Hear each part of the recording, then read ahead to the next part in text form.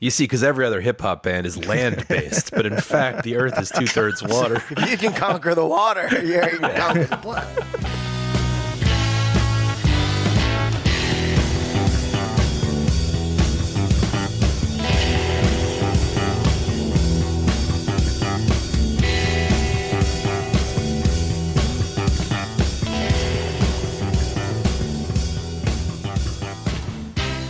Hello and welcome to another episode of 1001 Album Complaints. It's the weekly show where friends and musicians get together to break down a classic album from the list of 1001 albums you must hear before you die. If you are a regular listener, you know what you're in for already, so thanks for coming back. But if you're new to the show, fair warning, we like to poke fun at these records, and we will do exactly that with this record, believe me. But we know what it's like to write and record albums, so know that we do it from a place of love and respect. Respect, is that the word for this album? I don't know if that's the word, Alan. Stop trying to placate these Humpty stands. Yeah, all 10 of them. No, well, we'll get into some of it. This has a surprisingly decent reputation, but my name is Alan, and today we're diving into a record about which Tom Silverman, the founder of Tommy Boy Records, said this is his favorite Tommy Boy release of all time, and that the mastermind behind it is, quote, a genius, maybe the most talented artist I've ever worked with. This is the guy who released House of Pain, too, right? So this is the bar we're talking about. No, he's not talking about Everlast from House of Pain. He's talking, of course, about Shock G of Digital Underground and their debut record, Sex Packets. Now, if you've never stepped foot in a roller skating rink in the early 90s, here's a sample of the biggest hit from that record, the Humpty Dance. I like to rhyme, I like my beats funky, I'm spunky, I like my oatmeal lumpy, I'm sick with this, straight gangster Mac. But sometimes I get ridiculous. I'll eat up all your crackers and your licorice. Oh, yo, fat girl, come here, are you ticklish? Yeah, I called you fat. Look at me, I'm skinny. It never stopped me from getting busy. I'm a freak. I like the girls with the boom. I once got busy in a Burger King bathroom. I'm crazy. Allow me to amaze thee. They say I'm ugly, but it just don't faze me.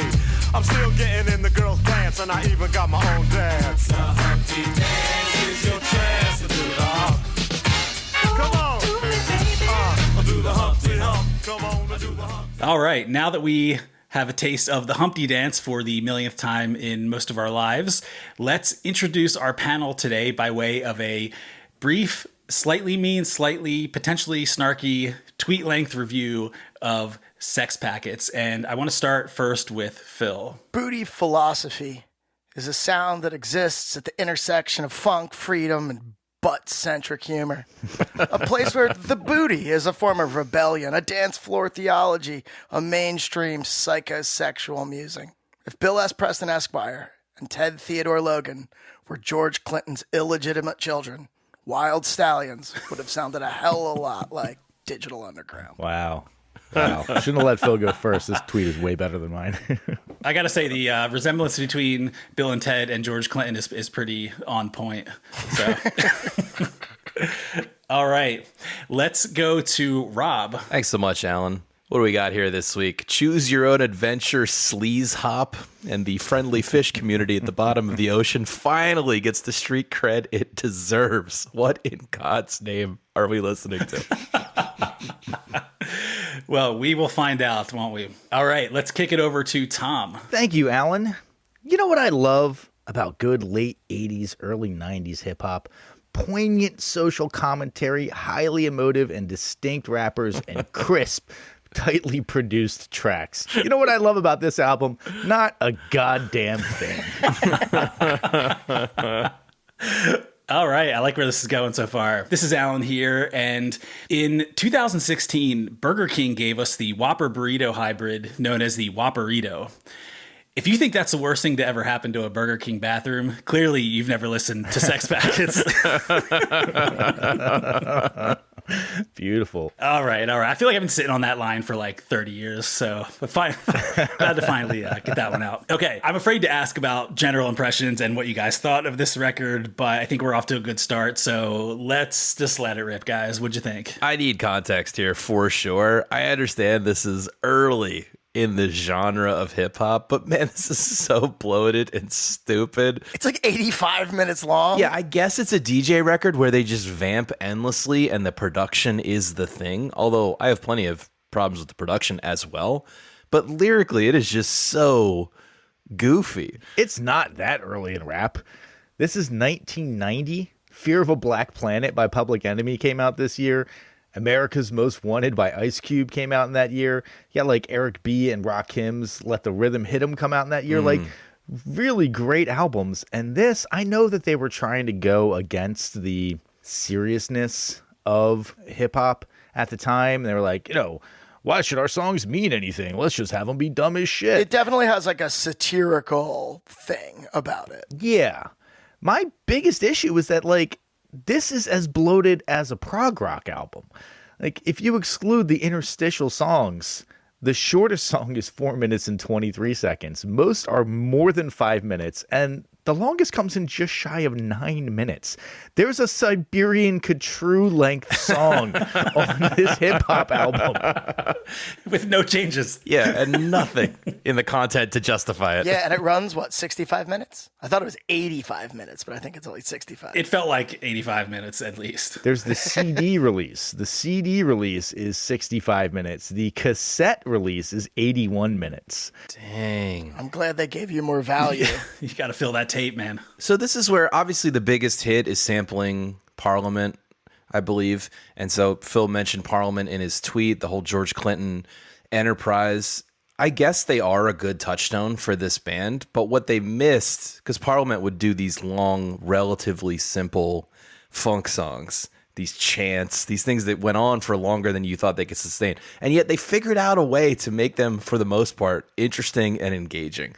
And that's what they missed here. Well, and in that way, they're kind of successful on Humpty Dance, right? In a way that they can't really create in the other songs. Listen, this is certainly one of those scenarios where the major hit song just feels so much more worked on and like a statement than anything else on the album. So it really feels like a one-hit wonder, and you really are left scratching your head as to how this album made it to a list like the 1001 list. Yeah.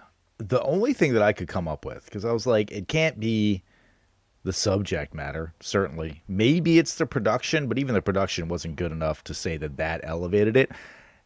I think, is this the first example of like a branded dance that was the title of a song?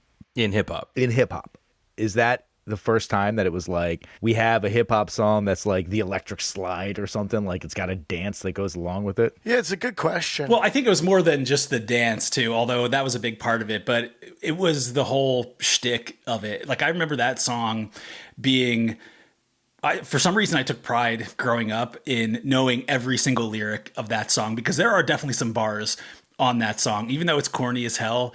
It's just the whole package. It's the alter ego, and we'll get into all that stuff. Where he's like, fat. Yeah, I called you fat. I mean, the lines on that are, every single line is quotable. He's great. No, I agree. He delivers it with hilarity. Yeah, so much personality comes through on that track. I still enjoyed that track, even though I have heard it a million times.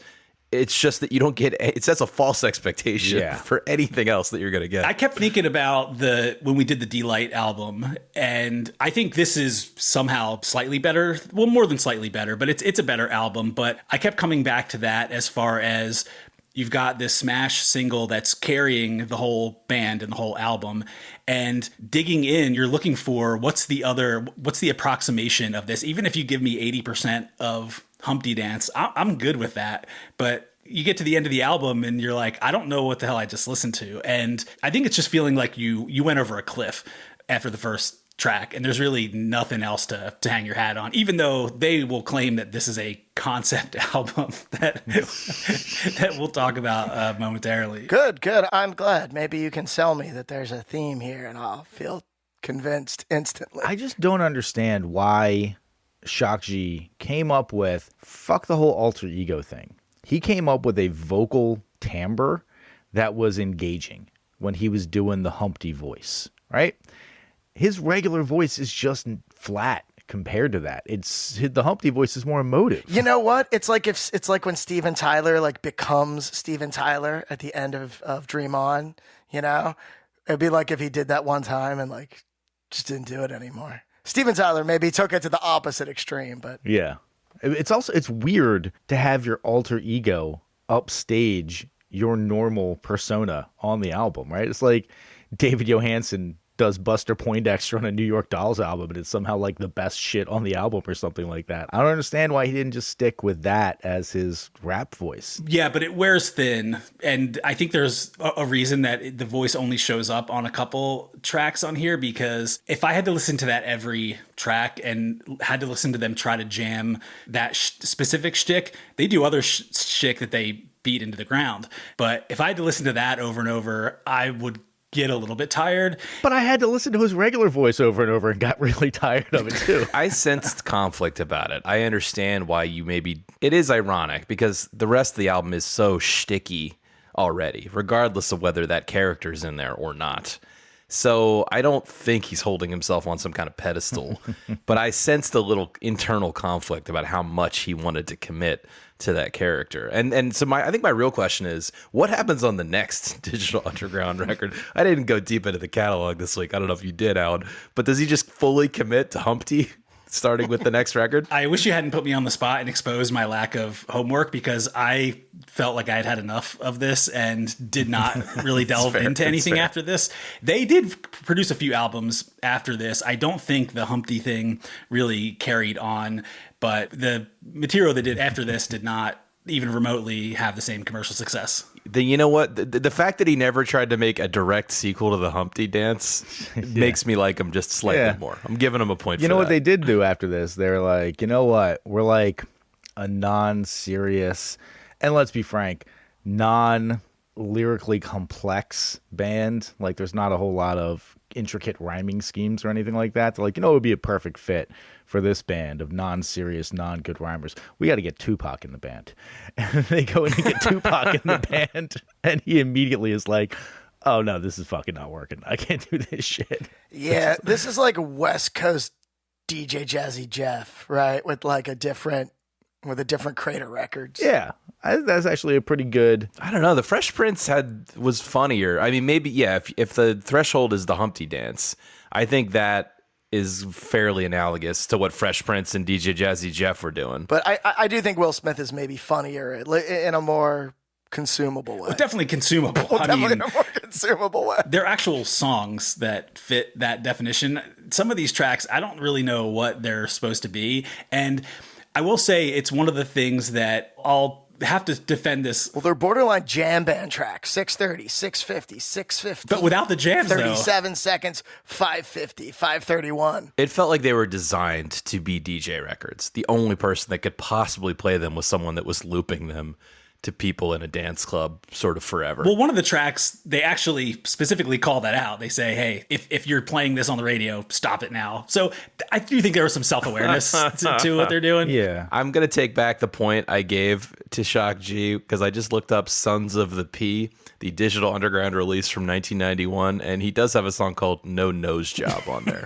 And that's got to be a direct reference to Humpty, and it is the most played track. Yeah. Well, look, you got to go to the cash cow, right? I think just the biggest sin of this album is that so many of these seemed like half-baked or one-note ideas that were not developed into not even something that would justify the insane length of the songs, but something that would justify like making it a song.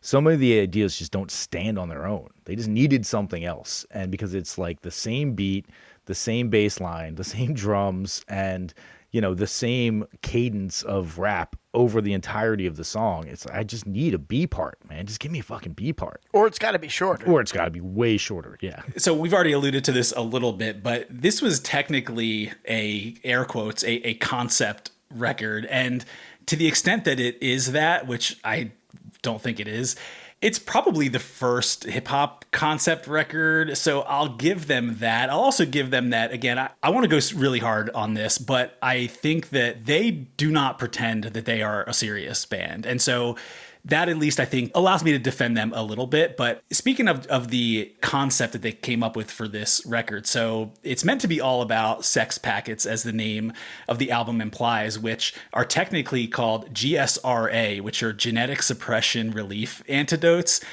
And apparently they were developed by NASA and were meant to simulate sex for astronauts who were up in space. Wait. Can you just start over? Like, go back to the top of your blog and just read that again? And none of that made any fucking sense. No, I was serious. I'm trying to lock in here. So GSRA, what does that stand for? GSRA stands for Genetic Suppression Relief Antidotes. Okay. And as the lore goes, they were developed by NASA, meant to simulate sex for astronauts. And they came in pill form, and they are about the size of a quarter. They came in these, condom-sized wrappers, and they allowed you to experience the feeling of sex by just taking a pill. And so that was meant to be the concept. But here's the problem with all of that. That's real, though? What do you think? That's where I get off the boat. You could have come up with any name, and you choose GSRA. It's not even like a good acronym. It's not even an acronym or something like that. Give me something. Wait, did they call them sex packets or not? I'm confused. Yeah, here's part of what their shtick was that they would come up with these ideas, and they did the same thing for Humpty too, where they would put together all this background on these things and almost present them as if they were real things. So I like this more already. Keep going. Funny enough, I thought of you guys when thinking of this, because one of the things they did for these sex packets, so GSRA was just this fake scientific name they called these, but they refer to them as sex packets. When they came out with this record, something they did was they actually made these pamphlets that were meant to warn you against the dangers of taking these, and they put them in a bunch of like hospital bathrooms in California and New York, and I immediately thought of the Chop. So Before we go too far down this, can I just point out, maybe you saw, Robert Christgau, noted grump, gave this album a B. I did see that. And I took the liberty of looking up some of his past grading system, and I just want to let you know what that scores above. It scores above All Things Must Pass. It scores above Black Sabbath Paranoid. Jesus. It scores above JC Superstar, and it scores above Santana's Abraxas. Oh, that one I get. Well, it also scores above, according to Robert Dimery, the dozens of albums that should have made the list that we have talked about in various bonus episodes. So I really don't get it. I think this is clearly a single and a bunch of other shit. But here's my problem with the concept, though, is it's not really a concept. For one thing, they go in and out of this idea. They backload the record with basically 5 songs in a row where they talk about sex packets. And it feels to me like the extent of the content you could milk out of this is like a Mad TV skit or an SNL bit. Yeah, I feel like if you're going to go hard on like a concept, like Humpty Dance maybe introduces it well because he's like a sex-crazed character, But I mean, if you're... Yeah, where's the journey? Where's the journey, right? Yeah. Yeah. How do biscuits figure in? I think they're just testicles, man. Thinking about...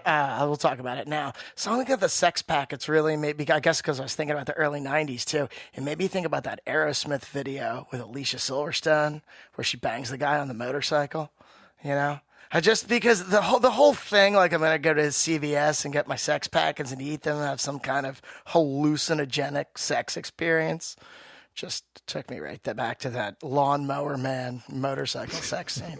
I feel like everything's a flowchart with Phil that goes back to Alicia Silverstone and a sex scene. I don't think Alicia Silverstone has ever come out of my mouth on this podcast before. Those Aerosmith videos were they made an impression. I'm going to go look for the non-existent full transcript of all the past. I may have just sort of like manifested that mentally because maybe that's what I think about. I don't know. But anyway, let's move on. Before we get off of the general impressions, I did just want to give them one point of praise. They do mix in organic instruments with samples, and I think that is cool, especially when they're mixing like live drums in with drum machines and samples and stuff. That's cool. The production, generally speaking, is layered. I just don't think that there's enough depth to it overall. I'll agree with that. There were moments, and some of my favorite moments were the moments where he starts playing piano. But I have to admit that when I read about it, the fact that he is a piano player made it even more confusing that he was unable to see that these were not songs. Yeah. He's a legit musician, and we'll talk about him in a little bit. And I think the last thing I'll say in terms of general impressions, what I got frustrated about is along the lines of what you're saying, where there is definitely a vibe to this. And if it weren't so bloated, you could look at these elements as things that were still a little bit new, and them going to this P-Funk thing. I'm not saying that influenced Dr. Dre. A lot of people were dipping into those crates. I think it's worth mentioning that like he beat them to the punch, right? Yeah, for sure. And of the hip hop that I like, which admittedly is not vast, this is the aesthetic that I prefer. Things that are groove oriented, that have that retro vibe, obviously pulling the P-Funk stuff. So I think it had a lot of potential. And I think I was just looking for less of a rough ride on this. That's what probably disappointed me really, more than anything. I'll be frank, if they just cut 40% of the length out of the songs, I liked it so much more. Yeah, I agree. And you get 99% of the content in the first 3 minutes of all the songs. And the rest of it is just extended vamping for little to no added benefit. Something you said just made me think of this. The stuff you enjoy. I came across Leon Haywood's I Want to Do Something Freaky to You Tonight, which is the source track for G Thing. And it's super dope. So you should definitely check out Leon Haywood. All right, I'm down. There's a lot of smart selection and curation and digging into the crates of records that I think could have led to something a little bit better here. But let's talk a little bit about the album itself. So Sex Packets, it's the debut studio album from Digital Underground. It was released March 20th, 1990, again to Tommy Boy Records. And the group itself, so we've already talked about him a little bit, but the main player, the main driver of all this was Gregory Jacobs, aka Shock G. I do think he's a pretty interesting and talented guy, and he seems to have a good bit of cred with people who know hip hop and its history. I don't know, again, that it shows up a lot on this record, but he is in good standing, seemingly, with people who are into this stuff. He's definitely like a Bay Area legend, too. Like, I will hear a lot about him out in the Bay because they're like an Oakland band, so he's one of those, like, Bay Area guys. I think he also worked with a lot of artists that came out of the area and gave a lot of people like their start and stuff like that. Totally. So he was the main constant of the band. And I think the other constant was, although a much less driving force, was Ron Brooks, aka Money B. And just a warning here, I'm about to get into some really old school names said by a middle-aged white guy. So I just want to put that out there right now. You also had Jimmy Drite, aka Chopmaster J. Like the sound of that? I shan't be saying anything negative about him. That's pretty good. Yeah, that's a 10 out of 10. Chopmaster anything, you're in. Yeah, David Elliott, a.k.a. DJ Fuse. And then, gosh, I'm going to fuck this name up. You had Earl Cook, a.k.a. Schmoovy Schmoove. Now... Can we get just one more hit of that? Just isolated? Schmoovy Schmoove. ASMR Alan over there. Just music to my ears. The Sex Packet concept was obviously made up, but... according to, and this is where I don't really know sometimes what's real or what's not with this band, but Shock G claims that Schmoovy Schmoove actually had a briefcase that he was like working on the concept for Sex Packets, and he had like paperwork for it and shit. So. He's trying to file patents and shit. Sounds like a real crackhead move to me. Like it's just business papers. Come on. I mean, in all fairness, if you could land that product, at apparently 3 for $10.99, you'd move some units. Oh, you think people would buy an orgasm pill, Phil? 3 for $12? Yeah, I do. I do think they would, especially if it came with a hallucinatory experience. Yeah, I'm actually a little more intrigued, that we're talking about this. So we talked about the P-Funk angle, which musically is a through line. That's where they were pulling from this, but the group itself was actually fashioned after the Parliament Funkadelic dynamic, where it was meant to be this collective kind of ensemble thing. I think they thought of it as something like a theater troupe where dancers and hangers-on, random people on the stage. One of these people was already mentioned, which was Tupac, who at that point was basically like a roadie and a dancer in the band. And he did make his official rap debut on the following album after this one. But I think there's a clip with them doing Humpty Dance on Arsenio Hall where he shows up for maybe a second or two. So possibly the most unsurprising fact about this album, though, was that it was produced by the group itself, which was probably mostly Shock G given his role in this, but it's clear nobody was reining them in. It's ridiculous. It's excessive by every objective measure. I'm sure that they had someone at the record label that was at some basic level calling shots, but when I found that it was mostly self-produced, that was probably the most unsurprising part of this. They have a track that runs 8:53 and a track that runs 7:20. Yeah. Like, how long is Live and Let Die? How long is November Rain or Bohemian Rhapsody? Well, Phil, you're doing a good job of queuing me up with these numbers that you're spitting out, because that brings us to Sex Packets by the Numbers. All right. Yo. I want to start off with the first number, which is 30. That's how many minutes you could have shaved off this record and lost literally nothing. So very, very unscientific tally. Easily 30. Easily. Next number is 1099. That was the going rate for 3 Sex Packets, according to the song Sex Packets. Mm-hmm. Which, by the way, completely contradicts the first line of that song where he says, sex packets, $1 or $2. So I did the math on that, and I don't know how you get to 1099 from there, but... I swore you were going to say, like, that's how Shock G paid everybody on the record, and he made every cent. In stock, company stocks for sex packets. Alan, have you done the inflation calculation? That's what I'm curious about. How much would a sex packet cost me today? Got a lot of economic factors involved here. That brings me to the next number, though, which is the number 69. And that's the number of times the phrase sex packets is actually uttered on this record. That's nice. No, I totally made that up, but it wouldn't surprise me at all. Damn it, that would have been a great Easter egg. Shock G's kicking himself when he inevitably listens to this episode. He's like, oh, we should have done that, man. Should have counted him up. Well, but then when you factor in the radio edits and then the club mix, keeping it to 69 would be a challenge, but an editing exercise they probably could have used. Next number is the number 100, which is the under on how many times Humpty Dance has been sampled by various artists. So pretty well sampled. I think that probably puts it in among the highest sampled songs in hip hop. In terms of the sampling of the Humpty Dance, is it usually a lyrical sample, or are they sampling the bass line? Like, what are they sampling normally? I think a lot of it's the drums. Okay. And I don't recall where the drums are from. I mean, this was back in that era. This was, I think, like a year or two after Paul's Boutique. So this was still the Wild West of sampling. So every fragment of this record was sampled. And then I think they've been sampled after that. So I think the drums are one of the more sampled items. I wouldn't be surprised if that bass line, the do.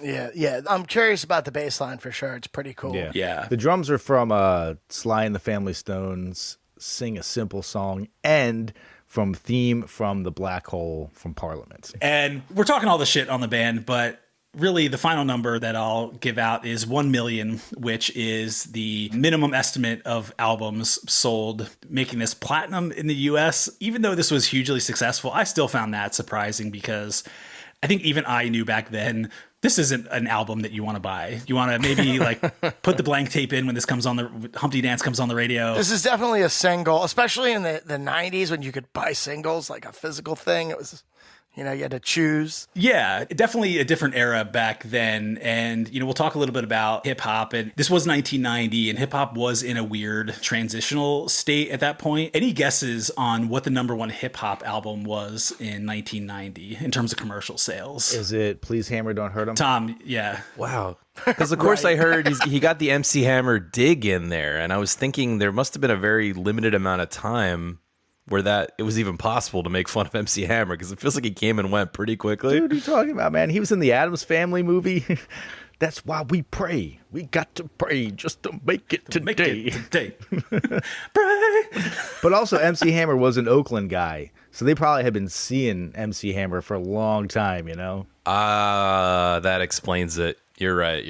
I mean, I'm just laughing now thinking of, I've heard that line a million times, but you look like MC Hammer on crack. That shit's hilarious. I wish there was more of that on the record. Well, and the funny thing is, MC Hammer then started doing crack, like not that much longer after this when he ran out of money. Yeah, so it was a weird landscape at that time. And I remember being 10 years old or whatever, and people still didn't really consider hip hop a real genre. Not that this record did anything to help the cause there, but I don't think the Grammys even had a category yet for Best Rap Performance until 1989, and they didn't even televise the award when they did have it. So it was a weird time, and the genre was expanding in all these different directions, but hadn't really solidified into the defined commercial lanes that would start to happen even a year or two later. It definitely was not big business yet. So on one hand, you had some of the groups that you mentioned earlier, Tom. You had some of the more hardcore, like political oriented bands, Public Enemy, Ice Cube. This was also right after Two Live Crew went through their whole shit. De La Soul actually put out their first record a few months before this. And then, of course, you had, the Vanilla Ice, Please Hammer Don't Hurt 'Em, all that stuff. You also, of course, have Weird Al Yankovic's inclusion of a Humpty Dance cover in the Polka Your Eyes Out cover on 1990's Two Off the Deep End. Duh. Tom. Listen, don't get me started on Off the Deep End, all right? How dare you compare the two? The Off the Deep End cover is pretty great. And in retrospect, Weird Al should have shown his dick. Yeah, I don't think that's really in Weird Al's, overall aesthetic to show his I don't know. I'm just looking at the cover right now, and I'm thinking, I think he regrets it. Phil, everything with you is a flowchart that ends in Weird Al showing his dick. I don't know what is going on. All right, you got me. Guilty as charged. Yeah, and what's interesting is we talked a little bit about this earlier as far as how they came into the humor shtick. And I think like a lot of groups, they kind of got there from throwing a bunch of shit against the wall and changing up their identity, finding things that worked or didn't work. Get a little bit into Shock G here because he's really the main force. And I feel like we can empty the notebook on him because there's no way in hell any of their other albums are on this list. But I'll do my best here to actually edit unlike what they did on this album. But a little bit about Shock G. So he spent his childhood bouncing around between Florida and New York. I think his parents were having some custody battles and shit like that, but he was a very musical kid. He played drums, piano. I think he played bass too, but obviously no one cares about that stuff. Everybody plays bass. Come on. You mean mouth bass like he does in Humpty Dance? He actually plays bass on that record. I mean, it's actually pretty awesome. It's a pretty dope bass line, yeah. Yeah. Yeah, it is cool. He was the kind of guy that he had bands when he was in middle school. And in fact, when he was around 12 or 13, and when he was living in New York, he traded his drum set for a turntable back when hip hop was still very much like an early thing in New York. Started making hip hop music. He then moved back to Tampa, dropped out of high school, and he started this mobile DJ crew that had 3 DJs and 4 MCs.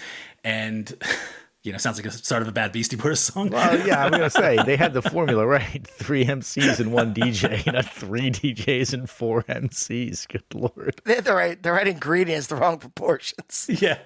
Well, apparently that was a good formula for them in that time and place in Tampa because they started playing these parties and were starting to get a lot of heat. They were really getting noticed, mostly locally, but they were getting so hot locally that Shock G was actually offered a regular time slot as a radio DJ when he was 16. And the funniest part about this, I don't think it lasted very long because he got fired. And the reason he got fired was for playing the 15-minute long album version of Not Just Knee Deep by Funkadelic in what was supposed to be a 5-minute time slot. So Foreshadowing. Which I just love that story. I'll give him props for being fairly subversive and not too self-serious. So he ends up going to community college in Florida to study music theory. And then after that, he moves to LA and he actually played keyboards in a funk band for a little bit, which seems to track with his interests and upbringing. And then it wasn't until 1987 that he moved to Oakland in the Bay Area. He takes a job at a music store where he meets Chopmaster Jay. And what I found funny about this interaction was Chopmaster Jay was a customer at this music store who was there to buy DJ equipment. And Shock G actually convinced him to buy the setup that he himself really wanted and kind of wormed his way into a partnership with him where he was basically like, look, you should buy this gear. I'll come over and show you how to set it up. And then you should record these demos that I've been working on. And the 2 demos were Underwater Rhymes, which shows up on this album, and a track called Your Life's a Cartoon. Hold on a second. You're telling me that He's like, no, I'm a serious musician. We should work together. Let me show you Underwater Rhymes. Yeah. That's the most worked song on this album. Is that really what you're telling me? Well, this was a couple years before that album, but those were things that he already had in the can. That's what I'm saying. That means it's been in the can for a long time. Normally, when things are in the rock tumbler for an extended period of time, they get better. Or you write something when you're 12 and you leave it alone for... Oh, shit, I need another track. My album is only 64 minutes long. I need to add something else to it. Since, sadly, Alan ripped Underwater Rhymes from the focus list, I feel like it's my time to mention. I did look up when Mama Said Knock You Out came out in September of this year. So I feel like it was probably being recorded right around the time this album came out and hit the streets. So I wonder, this is the first time I've favorably compared the song Milky Cereal to another song that we have done on this show. The song that I never thought would make another appearance in the history of this episode. I can't place this sample. What is the Underwater Rhymes? Chameleon. Yeah, it's a twisted chameleon. Okay, yeah. I was like, why can't I place this? It's like just being played underwater, Phil. There's layers to this shit. You know? Thank you. Thank you, Tom. Yeah. Yeah. It's a concept album. What's wrong with you?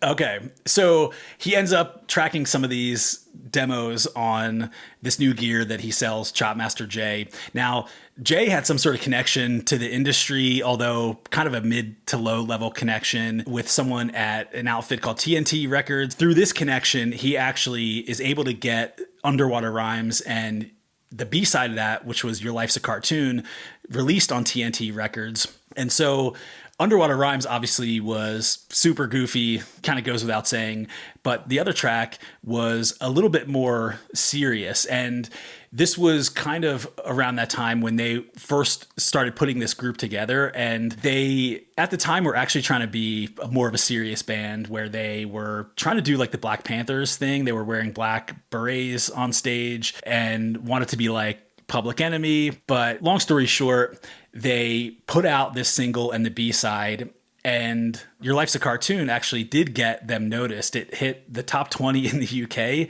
And this is what I also found funny. Shock G says in an interview, it hit #1 on some chart in the Netherlands. Name your weird genre there, not very specific. But that's the track that gets them noticed by Tommy Boy Records. And they're trying to do this serious thing, but I think they wisely realized that Public Enemy was doing it way better than them. So they tried to pivot into what Shock G called a hippie-oriented band.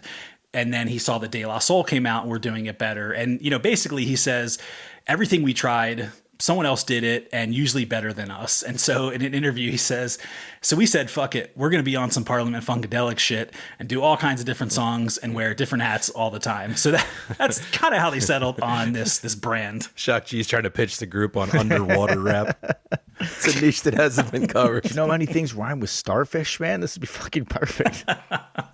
Well, even calling it a group at that time, I think it was just them two. And then once they got connected to Tommy Boy thought they had an actual band. And he was like, no, it's just me and one other guy. So that's when he started, you know, to have to put the rest of the group together. You see, because every other hip hop band is land based, but in fact, the earth is 2/3 water. If you can conquer the water, you can conquer the planet.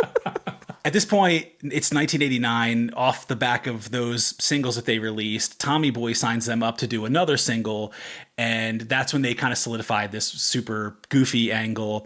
And they recorded and released Do What You Like, which we'll talk about momentarily. The deal was at that time that if it hit 80,000 in sales for that single, then they would get the green light to do a full album. And somehow it made it to something like 90,000 singles, which... That doesn't make logical sense because it runs like 8 minutes. Like, what are you selling? The tape is 8 minutes long? It's not an LP. Nobody, you turn it over. Well, they released a bunch of different versions of it. So there's a radio cut, there's a club cut. The video itself, which they made, it was, I think, 5 minutes long, but there's not a lot of there, honestly. How did they figure out where to cut? Well, they went underwater and they just said, hey, man, cut where you like, you know? Yeah, that's probably an actual lyric at some point in the track. So the reason that was significant was because it ended up being the first single off of what became Sex Packets. And it was actually the making of that video that kind of spawned the Humpty character, because their whole concept for Do What You Like was they wanted it to be a party and they wanted it to be super goofy. Everyone had a bunch of weird costumes on. So in order to make the video, they went to Party City or something like that and bought all this goofy shit. So that's where they got the Groucho Marx nose that Shock G ended up wearing for the Humpty dance. Hold on. So the nose came first, and then they developed the backstory of him accidentally burning his nose in a fryer and having to wear a prosthetic. That's fucking genius, actually. Yeah. So apparently he had done the voice before. His Black Panther group. Pop the Powell, guys. I think no wonder they went to comedy, because none of this shit makes any sense at all.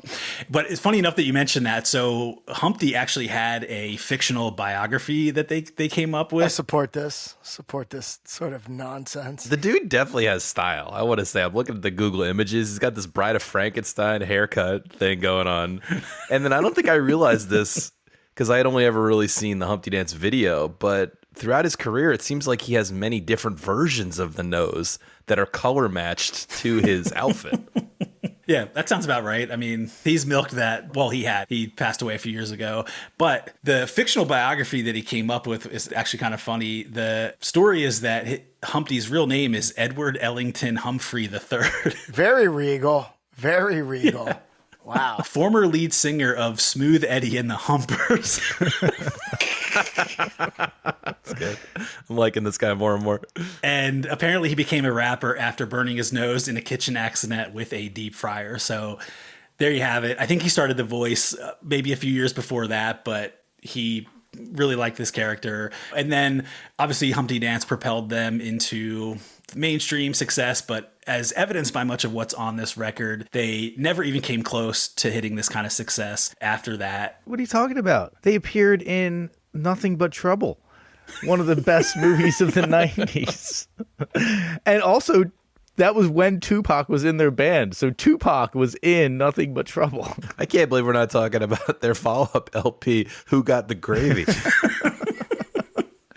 Look, man, I'd had enough in researching this album, okay? Alan, in researching this album, please tell me you did not find some kind of psychosexual collaboration between Humpty Hump and Anthony Kiedis. I had some serious concerns at times. All right. Phil, you asked if they're still touring. According to Wikipedia, they are still touring, but I think it's one of these Ship of Theseus kind of things where it's been kind of rotating cast members, and Shock G obviously isn't involved anymore. So I don't know they haven't put out an album in 15 years or so, but so they get up on stage for 25 minutes and then blow out an 8-minute Humpty Dance and the crowd goes wild. But who's gonna do the Humpty Dance? Shock G is dead. Who knows, man? Some dude with a fucking prosthetic nose that he bought at Party City. Somebody has to take on the glasses, man. Maybe they're doing it like Tupac style with a hologram. They got the Humpty hologram out there. I'm sure they have people that can do it, because actually people thought that he perpetuated this idea that it was two different people, which is ludicrous, but he would hire people to... Wait, Ludacris would do it? Dude, he probably would have loved to do that. Yeah, Ludacris actually does seem like he seems like kind of a cool guy, so he might be down with that. So you're saying it's like an Andy Kaufman... Tony Clifton, where he would sometimes play him and sometimes another guy would play him? Yeah, exactly. He would go out of his way to perpetuate this idea that it was a different person, and during live shows you can fake that with the Groucho Marx nose is pretty easily accessible. And does the marketing for the Digital Underground 2025 tour prominently mention the Ship of Theseus? Well, it is a water themed endeavor, so certainly. I think I kicked it off with booty philosophy, so it feels like we're in the right wheelhouse. All right, let's get into some of these songs, because I guess we have to, but we don't want to go on for too long. We're keeping it brief. Well, we got to match the tone of the album. So, all right, let's get a little bit more into the Humpty Dance.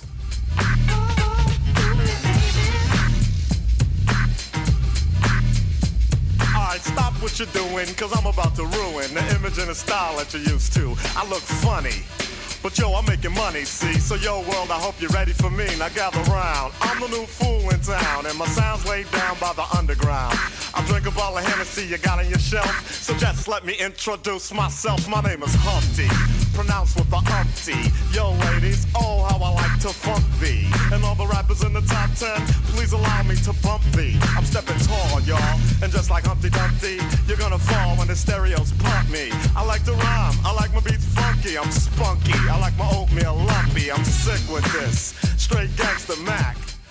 I mean, listen, the song holds up like really well. It holds up really well. Oh yeah, it's ripped. There's nothing really bad to say about this. So much personality in the delivery, like really charismatic compared to his other rap style. Just a lot of like. I have weaponized charisma as a note. Totally. Yeah, I totally agree. And I think the samples are just really well deployed and tweaked. They do all the things right on this track that they don't seem to do right on any of the other tracks. Now, listen, that beat and then the bass line is iconic for like essentially not having to know how to play notes to do this bass line. It's such a good bass line. Super iconic. The biggest problem though is that why is it 6.5 minutes long? Yeah, it goes on for a bizarre 90 seconds at the end. Well, how else are you going to tell people that Samoans and Puerto Ricans can do the Humpty Hump?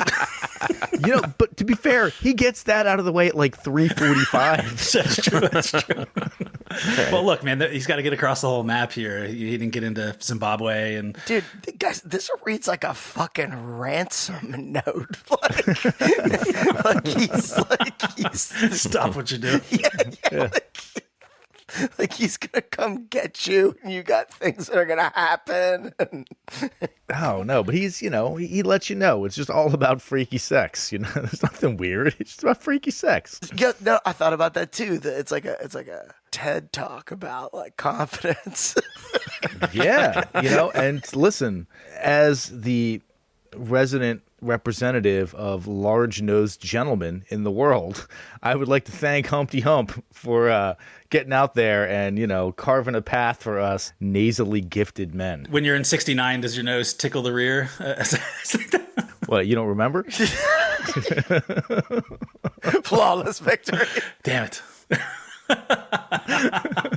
Speaking of which, what I found most hilarious about this is in going back and watching the video, which clearly we've all seen a million times on MTV. And I think it also made an appearance on Beavis and Butthead for good measure. But it's hilarious what they bleeped out in the video. They bleeped out everything. Things that weren't even at all profane. When he says, "I'm still getting in the girl's pants," they bleeped that entire thing out. So it's just funny to think what is acceptable now and what seemed super edgy back then. Yeah. Well, when I rewatched the video this week, what I was struck by was how right at the beginning, it's a fairly low budget video, although it is successful. Yeah. Good call. It's like filmed at a house party or whatever. But in the very beginning, there's like a outdoor shot of the Forum, some big venue with a marquee, and then the worst possible photoshopping of Digital Underground on that marquee.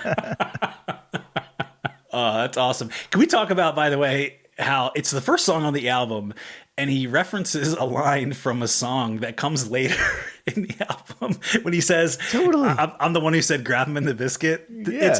I know that sequentially one was released as a single first, but I just found it hilarious that if you're going through this for the first time and he's referencing a song that comes later. Maybe I missed this, but yeah, let's just redirect our attention to the chronology of singles. Underwater Rhymes is the first single. Are you telling me that you had cracked into this song and you still released Underwater Rhymes as the first single, then Do What You Like, and now this is the third single? So Underwater Rhymes they weren't even Digital Underground yet. That was shit that he had put together. That was the one where they had the bet about how much it would sell. No, that was Do What You Like. So two things, the Underwater Rhymes and Your Life is a Cartoon, that was the very first thing that they did on TNT Records just as a single. That's what then got them noticed by Tommy Boy. That's when they then did Do What You Like as Digital Underground, and then they came out with this record. Humpty Dance was actually, I think, the last song that they recorded for this. So they already had all the cover art created. They were basically like locked and loaded. I'm still kind of surprised they didn't just burn all the other stuff and start again. Yeah, was this an example of Tommy Boy being like, I don't hear a single or honestly even a decent song on this album? No, well, funny enough, I think that he actually got fucked up on Hennessy, which he references in the song, and just sort of spit this out kind of last minute. So taking notes here, get drunk, write song. Okay. It hasn't worked for me yet. For some reason, I've gotten half the formula right. But I keep trying. Yeah. All right, let's move on to the next track. Rob really wants it to be underwater rhymes, but unfortunately, it's The Way We Swing. Now this is not your average everyday rap song. We won't be rocking bells that go a ding and a dong. The bass drum or hip I won't be lingering on. Check out the way we kick it on the microphone. The funky beat is playing and we're swinging along. The underground is rocking with the hip hop song. The drums are ringing with the serious tone. The clock dish, y'all. We're on the microphone. Our MCs. You like the way we swing? Well, listen close and make sure you don't miss a thing. Don't you know that we're the microphone masters, known to MCs as the raw dog bastards. We bust rhymes and write every day. So listen close to the things that we say. Triple slipping MCs will give. Here's a new feeling. The skit in the front is the most enjoyable part of the song. By the end of the song, you've gone on such a journey. You know, it's taken to so many different places. It's 7 minutes of the same Jimi Hendrix riff. It's a cool riff, right? Like they drop, it's like the first Band of Gypsies track. Like it's cool, you know? And even in 1990, I don't know where this lands in the like White Man Can't Jump. Tom, this feels like your wheelhouse. Like when did White Man Can't Jump come out? White Man Can't Jump was 92. So White Man Can't Jump is following up to this when he's talking about how like you're supposed to hear Jimmy, like the hearing and listening Jimmy. You know what I'm talking about? Yeah. I'm just saying 7 minutes of anything that simple is just not going to work. I think he missed the point. Yeah. This is more like a 3:45 with the intro. Now, I have a question. Did they straight up sample the Hendrix riff or did they re-record it? It sounds pitched up a little bit. I mean, they probably just sped it up. Well, I think that there's only like a live recording of it, and I listened to the live recording of it, and I couldn't find a clean moment where, there was clean, no other instruments, no crowd noise, and it sounded like the actual riff that they used. You know, because Hendrix is not playing things the same way twice. You know, he's kind of mixing it up a lot. But either way, I know they incorporate like live drums and stuff on the song. That's cool. Doing some stuff. That's a really good question, actually, right? Is it just like somebody record like a Hendrix riff? It sounds like Shock G probably could have done that. He's a multi-instrumentalist, you know, that might have just been easier. I mean, he does play bass. That lends itself to talent in other areas. I do have to call out the line, triple slippin' MCs will be verbally raped. We'll send you home with that look on your face. I don't feel like that line aged very well. I'm like, are you implying that you are routinely sending girls home with that look on their face after you are? Ugh, no. Diddy trial starts this week. Don't limit this to women.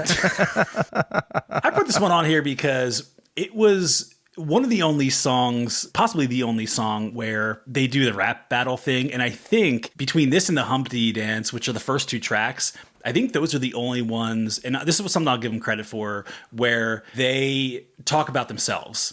And they don't do that at all in the rest of the album. And I do think, and I'll give them a little credit for that, because when this came out, according to Money B, the other rapper in this band, he basically said when this came out, everyone was like, grab the mic, hold your dick, act hard. And this was that era where it was like, it's all about me, I'm tough, I'm this and that. And I think it was kind of cool that they strayed away from that, with the exception of these two songs. But the problem is it feels a little toothless, and I don't think they really did it all that well. I think the rap battles in here are pretty weak, and it's also the second track in a row that does the roll call of locations at the end. Where it's like Zimbabwe and Australia, and it's like, yeah, we can read a map as well here. There's only so many countries, man. You got a long album ahead. You got to run out of territories here. But the funniest part of all of it is then he goes, even in Cleveland, they like the way we say. Just in Cleveland is a universal. All right, let's move it on to the next track on the list, which is Freaks of the Industry. The freaks of the industry. And when you see us backstage, be prepared to G. Say you're G'ing. Nobody else is seeing. And the freak that you're with is in front of you. Bending over naked and she's leaning on the dresser. Booyah. You're looking at her from the rear. Yeah. She looks just like Vanessa. The right stuff. Not Vanessa with the singing career, but the X-rated video queen. Know what I mean? Alright, here's the scene. You're lying on your back with your head on the edge of the bed. The booty's 2 feet from your head. Should you A, take the time to find a condom? B, you walk right over and you pound them. C, tell her that you want her love. Well, the answer is D. All of the above, so you're freaking. The furniture's squeaking. This one comes in at a tight 538. Thank God. Finally, you paired the excitement of a multiple choice test with the sleaziness of sex sounds over a 36-minute long track. Good Lord. Yeah, I like how he gets like really cinematic. He's like, I'm setting the scene for you, right? Like, I almost want to like this one, right? But yeah, the groove really, really gets old. I mean, I liked it when Two Live Crew did it a year before. this, I just feel like I know I have mental problems, all right? All of our listeners and all the people on this call are well aware of this, but this just annoyed the hell out of me because, as you said, Rob, in his very cinematic scene, he's giving you this multiple choice test where he says, here's the scene. You're lying on your back with your head on the edge of the bed. The booty's 2 feet from your head, which honestly isn't all that close, but whatever. Then he asks the question, should you A, take the time to find a condom, B, walk right over and you pound them, C, tell that you want her love? Well, the answer is D, all of the above. But A and B are opposites. You cannot do both of them. One of them is I wait. The other one is I do it right now. Come on, man. Lyrical consistency. I thought you were going to say he's laying down. How can he walk anywhere from that position? Listen, I mean, I wouldn't say that I'm a player, but I don't recall in my life ever being in that position of laying down on my back. Listen, attention, any 12-year-olds listening. This is not what real sex is like. This is Your head is hanging off the edge of the bed, and there's a booty 2 feet from you. just there. That's just confusing. That's more or less just like you're asleep and someone's in the room. He's like, I'm in my room having loud sex, and my main concern is that my friends who are in the other room are going to look underneath the door or through the keyhole to perv on me while I'm having sex. Like, what kind of fucking friends do you have, man? What's hilarious is this might be the third most played of their shit. I don't think this was a single, but this is actually considered one of the real songs of the record, and it's a mess. I think look, if you're going to have a woman moaning on the track, throw it in a few times, but to just jam it down your throat for 7 minutes. He slathered it over the entire thing. Oh my God. I mean, it's just ridiculous. My other favorite inconsistent thing was when he announces that the piano man should take them out of here, which is honestly a great texture, but then there's still 2 full minutes left. Bring it home, baby. Good Lord. This song is remarkably unsexy. For like how, with the subject matter and everything, it's like remarkably unsexy. This is like anti-sexual. If you put this on with like a lady in the house, they're not going to be like, oh, well, you know? They're like, oh, I'm going to go home. I'm going to take an Uber home. You're telling me that stereo double track doesn't turn her on? I'm going to imagine not, but you never know. Maybe she's an audiophile freak, you know? It's hard panning all over the place. That's a sensual experience. But dude, the stereo mix. All right, let's move on to another track on our list, which we've already talked about a little bit, but we'll talk a little bit more about Do What You Like. Now as the record spins around, you recognize this sound. Well, it's the underground. You know that we're down with what you like. With what you like. And though we're usually on a serious tip, check it out. Tonight we're gonna flip and trip and let it all hang out tonight. We're gonna say what we like. Cause yo, we wanna know how many people in the flow will like to just let yourselves go and do what you like. Yeah, what's tonight's your night? Just eat food, try not to be crude or rude. Kill the attitude, chill the serious mood and do what you like. And do what you like. Everybody do what you like. Dude, I gotta say, I was missing Edward Ellington Humphrey III by this point on the album. I was like, when he came back, I was like, yes, that's what I was wanting. Totally. So I think we've cleared this up in the story, but this is Shock G singing in both his normal voice and in the Humpty voice at different times? Correct. Interesting, yeah. And one is just so clearly better than the other. It would have lost its flavor, I think, if you kept the Humpty thing in for too long.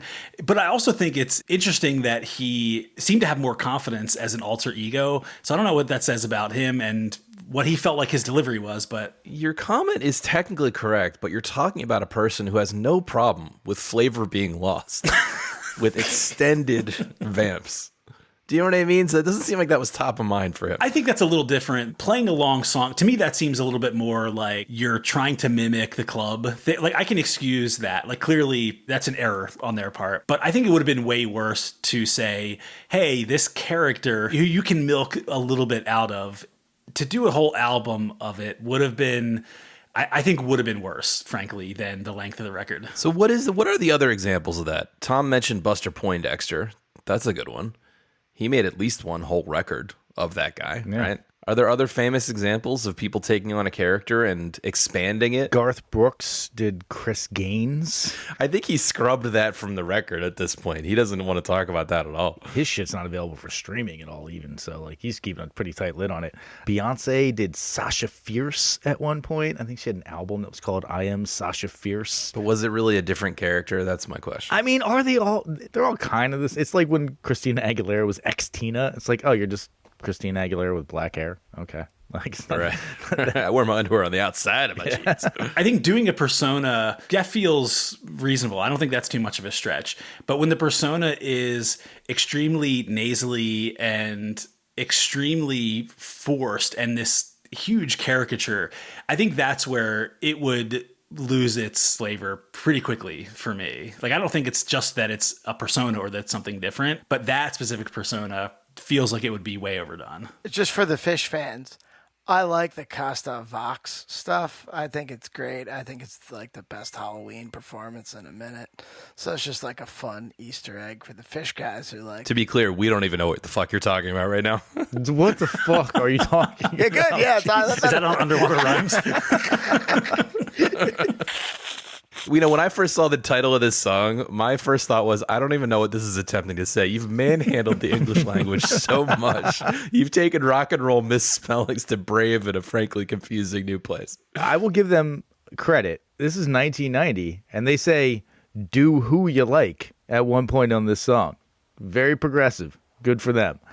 The thing that really cracked me up, and I like legitimately, it almost made the ridiculous length of this song worthwhile, is that the song has gone on for 3 minutes and 30 seconds.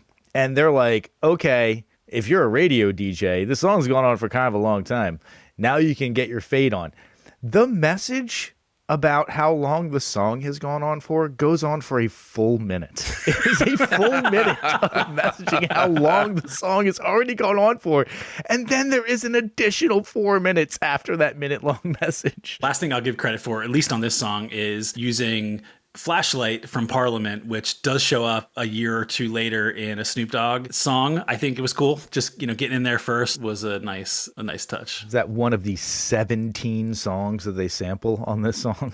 At least, yeah. No, that's the real number. There's 17 songs sampled on this track. It's a ridiculous amount of songs. Well, at one song every minute, you're getting into the ballpark. Alan, come on, let's move on, man. I want to learn more about these sex packets. I've been wanting to find out about this. I mean, you think there's still shit to learn on this album? I don't know what you've been listening to. But we must soldier on here and talk about the last track on our focus list, which is Sex Packets. Just tell me how many for you this time. This time. This time. This time. Sex packets, the girl of your dreams. Just try one, it's not what it seems. This love. This love. This love. This love. Now it's just sex in a pill. So, like, they make it clear it's not jerking off, right? They do definitely say, No. You can like pick this up at Walgreens. no more will I ever have to jack it, because instead I just take a packet. Listen, you got me hooked. Like, land the ship, man. My wallet's open and ready to pay. 3 for $12, dude. And I'm marking that up. They say 3 for $10.99, but 3 for $12 sounds better. This song is 7 minutes and 21 seconds long, but I think that my favorite thing is that on their 2008 release, "'Cause a DU Party Don't Stop," the last track is Sex Packets Unplugged. And it is a scant 4 minutes and 4 seconds long. Even they do. Yo, I actually Even I love that. I'm sold. Unplugged. Is that literally Shock G with an acoustic guitar? What is that? He's got like the Kurt Cobain sweater on and candles and shit. We'll let that play out the rest of the episode. Can we talk about, okay, so there's 14 songs on the record. Starting at track 10, here is the death march that they lead you through. Prelude. Packet Prelude, Prelude. Sex Packets, Street Scene, Packet Man, Packet Reprise. And not only that, there's no order to any of this stuff. So Sex Packets is much more conceptual, right? And then the next track, Packet Man, he actually starts to break down, oh yeah, there's these things. There's no logic to any of this. It's just a mess. Prelude is just a man playing nice jazz piano. And Street Scene is just that. It's like car noises, right? Like, Speaking of a man just playing nice jazz piano, Rob, I have the answer. Sex Packets Unplugged is Shock G on a piano in front of a live studio audience doing That Sex is Packets. awesome. That is so awesome, dude. Well, listen, the timestamp I want to call out, because I do give this some credit for sounding a little bit different, but then it beat me to the ground, of course, with its length. But there is a moment around 3:45 where it's giving Les Mis type musical. I thought they were going to break into Master of the House. Sex packets, $1 or $2. Just tell me how many for you this time. I mean, it's a concept album. it's got like a little like Babylon Sisters vibe or Oh, something. that's a real upgrade, but yeah, okay. It's definitely the vibe I was thinking. I will give this one pat on the back in that I did have this riff kind of floating in my head a little bit. It left me with a little something. I think it was a decently solid groove for maybe 45 seconds. And then after that, Yeah. That sounds about right. it gave me something to hang my hat on. But You know, I'm looking forward to Packet Reprise here, and I'm wondering if in the digital release, if it wasn't maybe a hidden track, as was popular in the 90s. Like maybe that was track 69, as was suggested previously. Maybe somebody in the audience owned Sex Packets on CD in the early 90s and can let us know. I'm going to be pleasantly surprised if our audience is well-versed in this record, if I'm being honest. But hey, In the hidden tracks and their... anything beyond what we talked about this record. But please bring it. Okay, let's render our verdict here. Is this a must listen? Does it belong on the list? Phil? Nah, this is totally passable. Fair enough. Rob? As you guys know, I vote how I like, and this is a definite no. Listen, Shock G seems like a really cool guy, to be honest. I agree with that. Really enjoyed a lot of the anecdotes and some of the fun feeling that went into this, certainly. But I think it really misses the mark on being important to your understanding of music. So no. I'm jealous of his execution here. Like, I'm jealous of the fun he clearly had and money he made doing this. More power to him, and he's accomplished Absolutely. more than I ever will in my life. But I shan't be recommending this. Tom? You know, this album had the feel. Imagine you get on a roller coaster and then you just get stuck on it and you have to ride it for like 2 hours. It's like that. Like at first you're kind of like, oh yeah, this is cool. And you're like, well, I can't get off. What the fuck? Why am I still on this roller coaster? So it's a no for me. I will agree with what everyone else said. I would have loved to have hung out with Shock G. Sounds like a real cool dude. This album has some hilarity on it, and like the approach that they took making this album, I think is fantastic. They just needed a producer in there to be like, hey man, just like stop the songs way earlier, man. And then I would have been pretty happy. I mean, if Weird Al weighs in, you've done something. You've done something, right? Yeah, But what did he do? The Humpty Dance in a medley. I tell you what he didn't do is show his dick. So, I mean, that would be good. Yeah, it's part of a polka medley, Tom. It's part of a polka medley. That barely counts.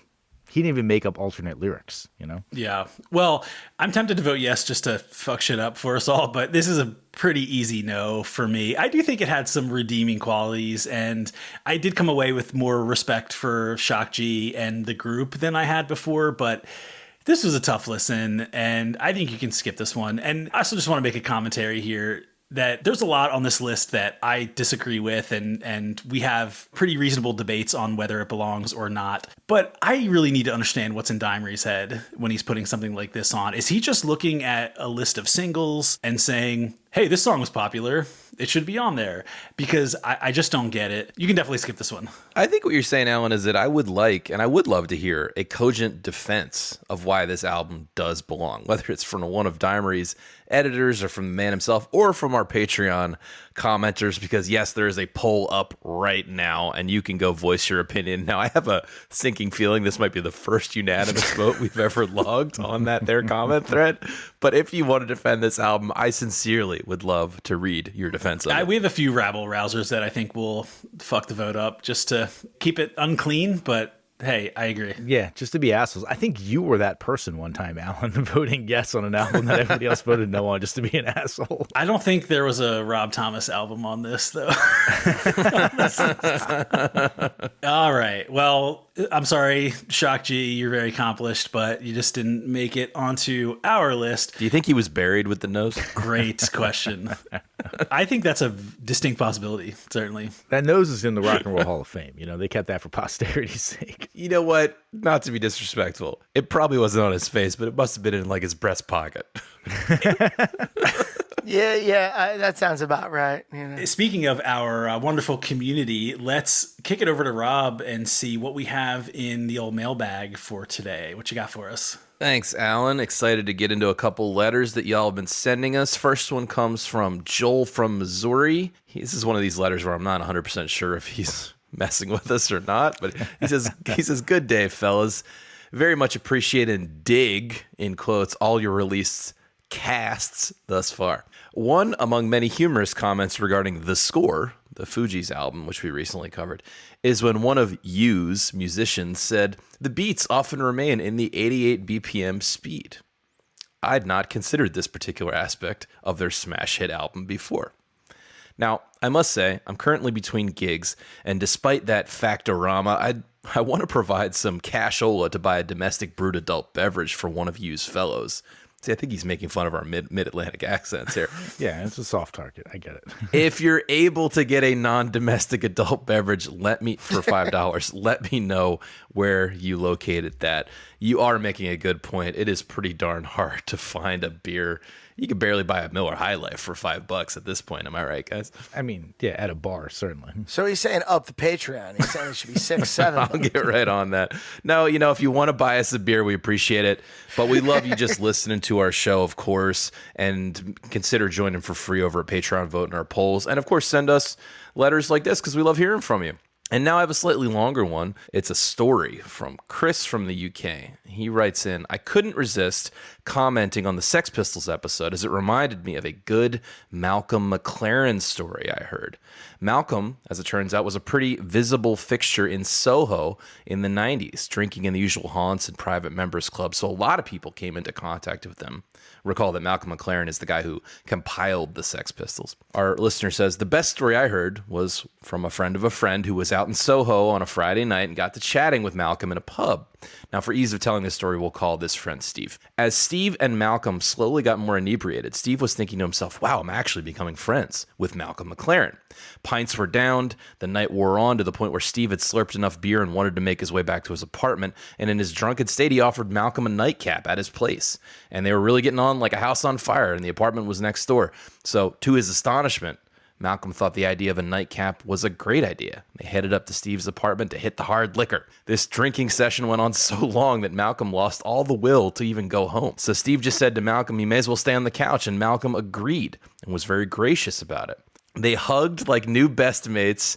Malcolm gave Steve his business card and said they should go out again. Now, Malcolm settles in on the couch. Steve goes to bed, utterly bewildered that his new best mate is Malcolm McLaren.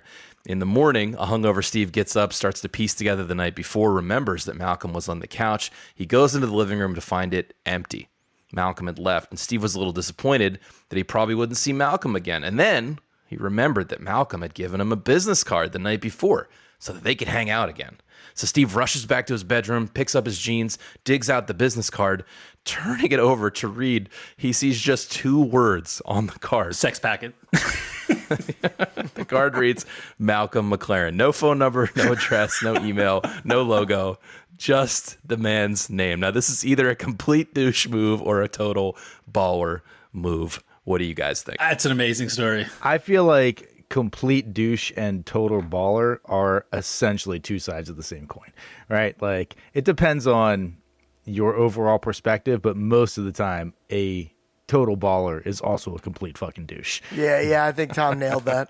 Yeah, fair enough. That was a great story, though. Definitely appreciate you writing in with stuff like that. I love details like that, and that is hilariously believable. Whether it's apocryphal or not is kind of irrelevant at this point. So we would love more of these types of stories, your experiences with the records we cover, or anything we may have gotten wrong or right about artists that we look into the backstory of. Send it all over to 1001albumcomplaints@gmail.com. Excellent. Well, speaking of complaints, I'm going to kick it over to Tom now to see what we'll be complaining about next week. Thank you very much. I have the Albinator here. So we're going to pull this Albinator out and we are going to spin that wheel and find out what we will be listening to next week. So without any further ado, drum roll, please. We will be listening to...